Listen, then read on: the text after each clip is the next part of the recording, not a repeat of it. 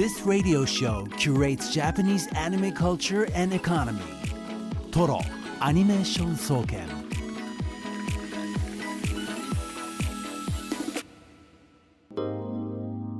From essential recommendations to obscure trivia, this is Ryota Fujitsu's Anime Lab. SBS Radio TORO Animation Institute.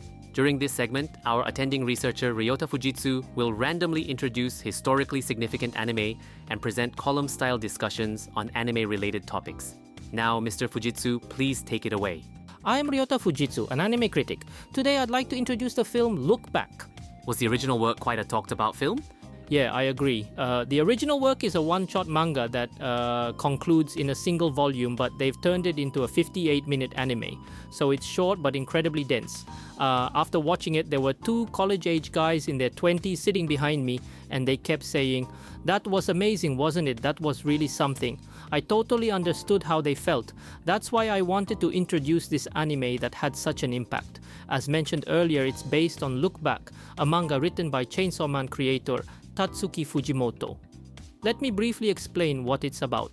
There's a 4th grade girl named Fujino who draws 4-panel comics for the school newspaper. Her comics are quite funny and popular. Then one day the teacher in charge tells her, "You're currently drawing 2 comics, but there's this girl named Kiyomoto who doesn't come to school but wants to draw one, so could you give up one of your slots for her?" In the original manga, this part isn't detailed much, but in the anime you see Fujino thinking really hard and putting a lot of effort into her comics, coming up with ideas. But the next morning at school, she casually says, "I just thought of this in about 5 minutes, but I guess it turned out okay." She even says things to the teacher like, "Can someone who doesn't even come to school really draw comics?" But when Kiyomoto's comic is published, while the content is ordinary, her artwork is incredibly good. Really skilled.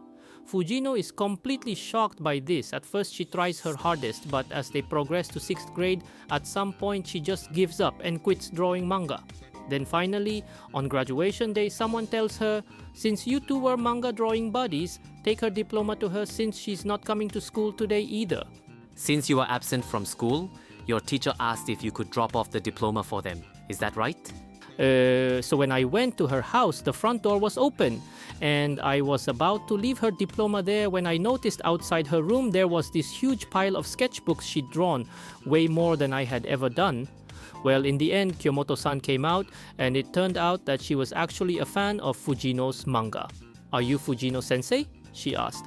Being praised by someone I had always thought of as a rival made me happy, and these two became friends. They continued drawing manga through middle and high school, and eventually started serializing their work. That's the story. I see, so that was just the introduction. Yeah, around the first third of the first half. So this story is by director Kiyotaka Oshiyama. He became well known as an animation director for Denu Coil, and after that, in 2011, he was the animation director for Full Metal Alchemist, the sacred star of Milos. Then in 2016, he became a director and directed Flip Flappers. Later, he became independent and established his own studio called Studio Jurian.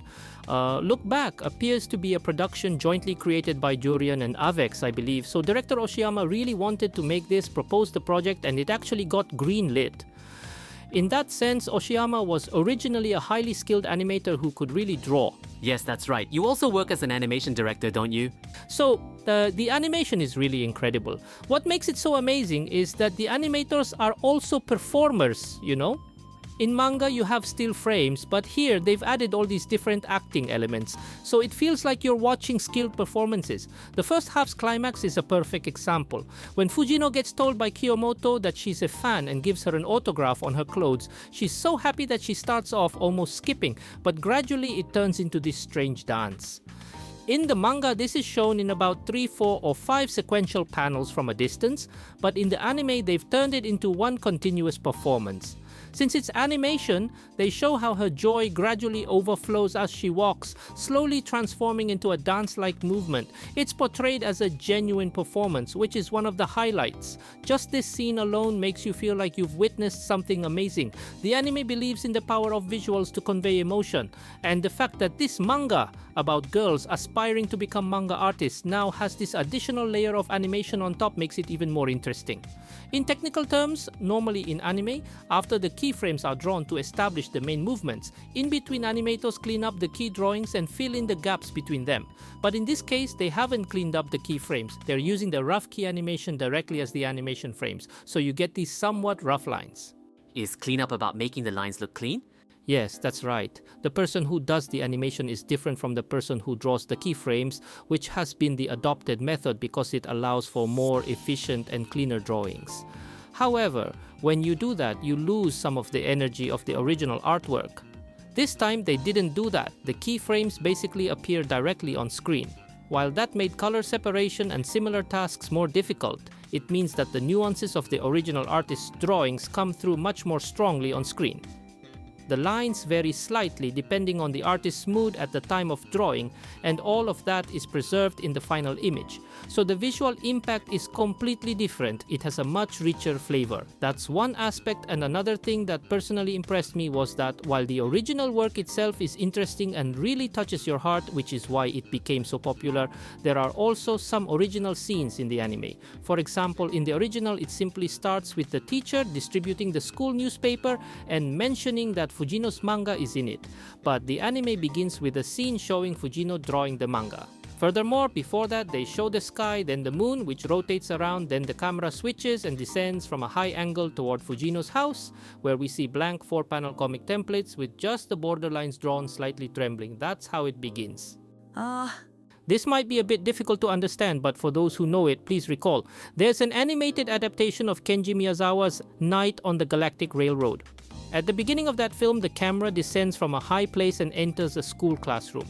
Director Gisaburo Sugi explained that something comes and the story begins. Similarly with Look Back, this is just my interpretation as a viewer, but this story also begins with something arriving. You could call it fate or perhaps even God. In the original manga, it's written as if it happens by chance, but in the anime, there's a scene where the paper moves automatically as if guided by something. This is deliberately emphasized. In the original, there's a stronger nuance that the paper flew to the other side because her hand slipped, but in the anime, it feels more like the paper is being guided by something. This subtle addition changes things. What I'm getting at is that Look Back has many different narrative angles, and it can be viewed as a variation of Night on the Galactic Railroad. In Night on the Galactic Railroad, Giovanni and Campanella always said they would go everywhere together, but they end up taking different paths. Look Back tells a similar story. That's why I think the structure, specifically the structure of Night on the Galactic Railroad, was deliberately referenced. That's why it begins with stars and why there are shots similar to the anime's introduction of Galactic Railroad. Also, throughout almost the entire work, characters only move from right to left. The only exception is when Kiyomoto first appears and asks Fujino for an autograph. That's the only time there's movement to the right. But basically, characters move from right to left, just like a train would. Trains only move in one direction, you know. Moreover, since it's a story about relentlessly pursuing one's dreams, I felt that even the directional aspects took on meaning. Including all these added elements, I found it extremely fascinating. So please everyone, do check it out. It's about 50 minutes long, and some people might feel the price is a bit steep. The time is shorter, but the price of the movie ticket doesn't change, you know. This was a work that attracted quite a lot of viewers, so please do check it out, everyone. Radio listener Sweet Potato posted on X with the hashtag #ToroAni, saying that they were almost in tears during the Look Back segment. It's a really moving story. I don't want to give away spoilers by explaining the tearjerker moments, but I'd say that's exactly right. That was a very profound analysis. Thank you, Mr. Fujitsu. That's all for today. How did you enjoy this episode of SBS Radio's TORO Animation Institute? TORO Ani is broadcast live every Monday at 7 p.m. on Japan's SBS Radio. Please be sure to tune in. This has been Ryota Aoki, host of SBS Radio's TORO Animation Institute.